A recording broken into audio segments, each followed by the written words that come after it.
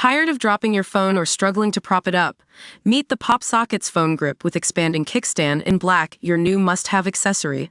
Don't miss out. Grab yours today. Click the link in the video description to shop now on Amazon. Welcome to Summer Scoop, where we dive into the latest headlines and scandals that are making waves. Today, we're talking about a very interesting case involving one of America's most popular rappers, NBA YoungBoy. The 25-year-old rapper just got off probation and free from controversy after President Donald Trump granted him a pardon.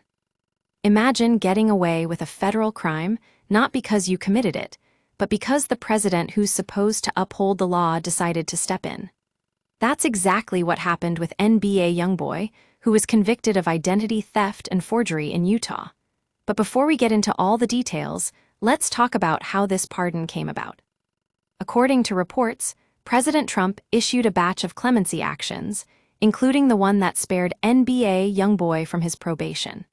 The White House didn't offer much explanation for why he was included on the list, but it's clear that Trump is trying to make a point about the justice system being politicized and weaponized. Now, let's get into what really happened with NBA YoungBoy. He had pleaded guilty in November 2024 to identity theft and forgery as part of a broader plea deal that also resolved federal gun charges. But here's the thing. He was already serving time for another crime, possessing firearms as a convicted felon. The problem is, this pardon wipes clean his Utah conviction without addressing the underlying issue with his other conviction. And let me tell you, the officials in Utah aren't buying it. The sheriff and DA in Cache County released a joint statement saying that the justice system in their county is not weaponized, which is just code for they don't think Trump's pardon was justified. Now we know what you're thinking. Why should we care about NBA YoungBoy's troubles? Well, this case highlights some bigger issues with our justice system. We've seen how Trump has used pardons to silence his critics and reward his loyalists. And that's exactly what happened here.